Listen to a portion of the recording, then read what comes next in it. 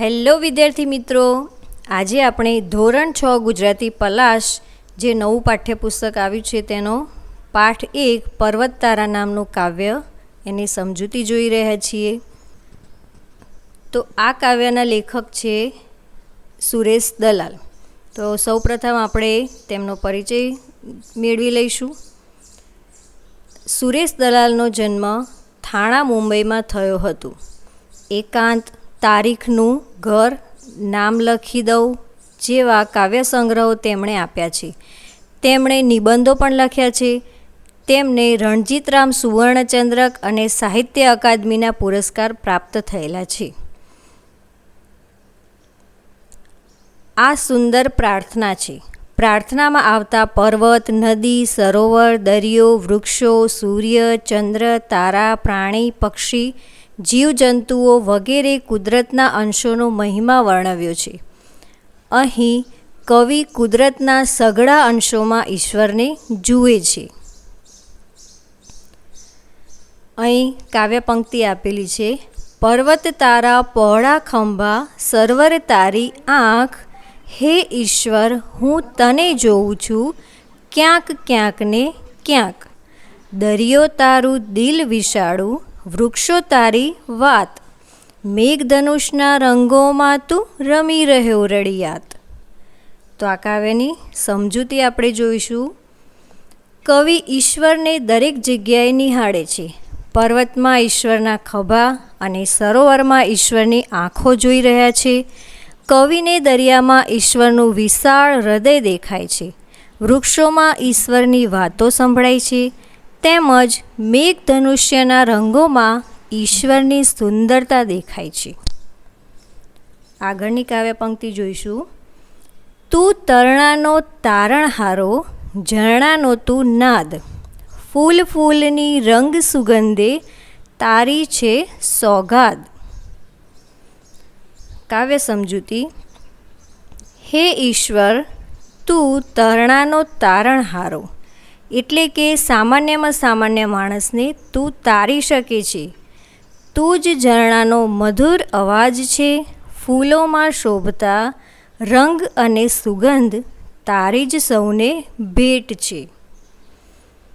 સિંહ, વાઘ ને કોયલ, બુલબુલ, પતંગિયાને તમરા, સૂર્યચંદ્રને તારા આભે અહીં આગિયા ભમરા.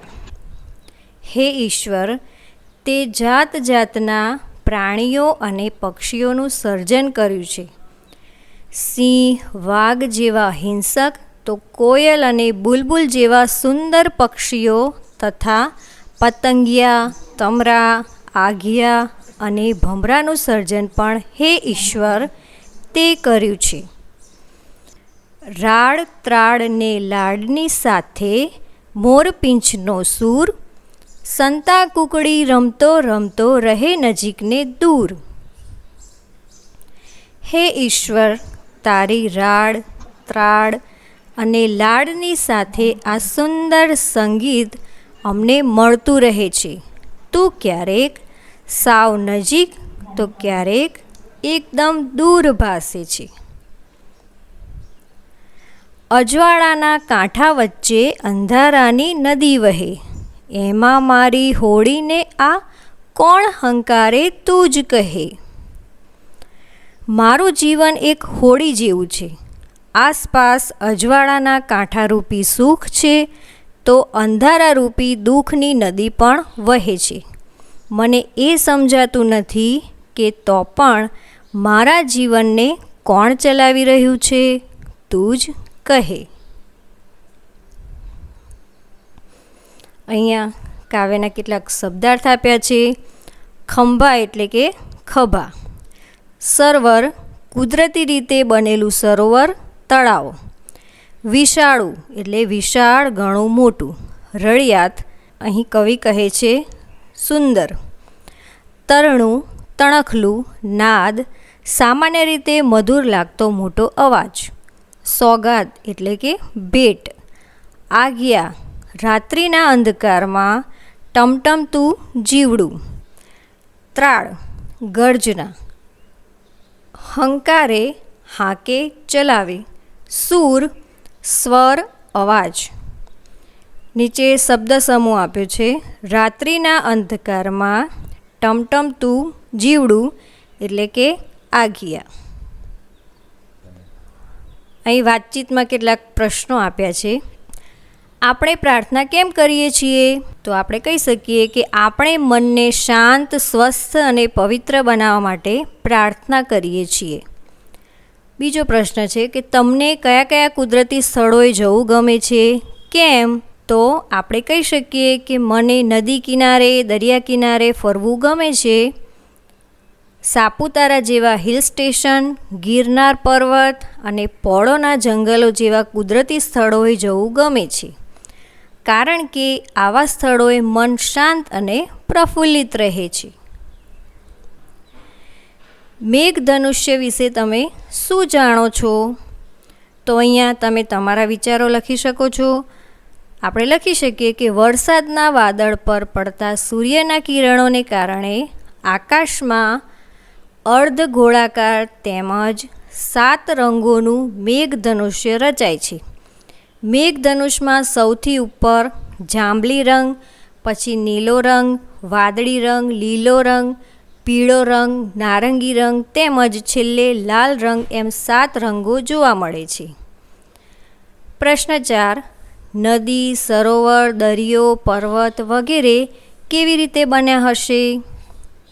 તો આપણે કહી શકીએ કે નદી, સરોવર, દરિયો અને પર્વત વગેરે ભૂસ્તરીય ફેરફારને લીધે બન્યા હશે. પ્રશ્ન 5. આપણે ઈશ્વરને તું કહીને કેમ સંબોધી શકીએ છીએ? તો ઈશ્વર સૌના તારણહાર છે, દરેકના દુઃખ દૂર કરનાર છે. ઈશ્વર અને મનુષ્ય વચ્ચેનો સંબંધ પ્રેમ અને લાગણી ભર્યો છે. તેથી આપણે ઈશ્વરને તું કહીને સંબોધી શકીએ છીએ. અહીં ઉદાહરણ મુજબ જોડો અને વાક્ય બનાવો પ્રવૃત્તિ આપેલી છે. તો અહીંયા તમે ઉદાહરણ રૂપ જોઈ શકો છો. તો અહીંયા ક, પછી બીજા ખાનામાંથી બીજો નંબર એટલે કે વિશાળ, અને ત્રીજા ખાનામાંથી ઉ એટલે કે ખારાશ. એવી રીતે 3 ખાનામાંથી શબ્દ લેવાના છે અને ઉદાહરણ પ્રમાણે વાક્ય બનાવવાનું છે કે વિશાળ દરિયાની ખારાશની મદદથી આપણે ખૂબ મીઠું પકવીએ છીએ. તો આવી રીતે આપણે બીજા વાક્યો જોઈશું. તો અહીંયા ખ 5 નંબર અને અ લઈશું એટલે કે સૂર્ય, આકાશ અને ગરમી. તો એવી જ રીતે આગળ ગ એટલે કે મેઘધનુષ્ય, રંગ અને વરસાદ. ગ એટલે કે સિંહ, ત્રાળ અને કેશવાળી. ચ એટલે કે નદી, કાંઠો અને પ્રવાહ. અહીંયા પ્રવાહી લખ્યું છે પણ પ્રવાહ આવશે. ચાલો હવે આપણે વાક્યો જોઈશું. તો પહેલું વાક્ય થશે આકાશમાં રહેલા સૂર્યના કિરણોથી ઉનાળામાં ખૂબ ગરમી પડે છે. વરસાદમાં 7 રંગવાળું મેઘધનુષ્ય જોઈ શકાય છે. સુંદર કેશવાળીવાળો સિંહ ભૂખના લીધે ત્રાડ પાડતો હતો. ખૂબ વરસાદ પડતા નદીનો પ્રવાહ બંને કાંઠે વહેવા લાગ્યો. ઉદાહરણ મુજબ શબ્દ રચના બનાવો. ઉદાહરણ આપ્યું છે કે તારે તે, તો તારે તે તેને કહેવાય તારણહાર. તો એવી જ રીતે સર્જન કરે તે, તો એને કહેવાય સર્જનહાર. પાળે તે પાલનહાર. રક્ષણ કરે તે રક્ષણહાર. અહીંયા આપણે લખીશું દેખે તે એટલે કે દેખણહાર. એવી જ રીતે ખેડે તે ખેડનહાર. નજીકનો અર્થ શોધી ખરાની નિશાની કરો. પહેલું આપ્યું છે ફૂલની રંગ સુગંધે તારી છે સોગાદ. તો એનો સાચો જવાબ થશે બ. ફૂલોની સુવાસ અને રંગ એ કુદરતી ભેટ છે. બીજું વાક્ય તું તરણાનો તારણહારો, ઝરણાનો તું નાદ. એટલે કે ક. તણખલાને તારનાર અને ઝરણાના અવાજમાં ઈશ્વર તું જ છે. ત્રીજું વાક્ય, એમાં મારી હોડીને આ કોણ હંકારે? તો સાચો જવાબ થશે ક, મને ખબર છે મારી હોડી કોણ હંકારે છે. ખોટા વિકલ્પો છે કે સાચું વાક્ય બનાવો. તો અહીંયા કેટલાક ખોટા વિકલ્પો આપ્યા છે, તે છેકી નાખવાના, જે સાચું હોય તે લખવાનું. તો પહેલું જ વાક્ય છે, લોકો જુદા જુદા કામ કરીને આજીવિકા મેળવે. તો વસાવે અને કરે એ આપણે ચેકી નાખીશું. બીજું છે, ગુજરાતમાં દિવસે દિવસે ઉદ્યોગોનો વિકાસ થયો. તો આવી રીતે બે ખોટા શબ્દો આપણે ચેકી નાખવાના છે. ત્રીજું વાક્ય, ભગવાને સૃષ્ટિનું સર્જન કર્યું.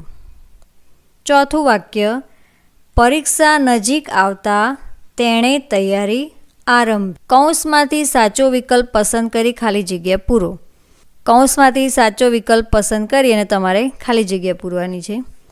તો પહેલું આપ્યું છે નુકસાન. તો કયો સ આવશે? તો આપણે જોઈએ, આ રીતે લખાય નુકસાન.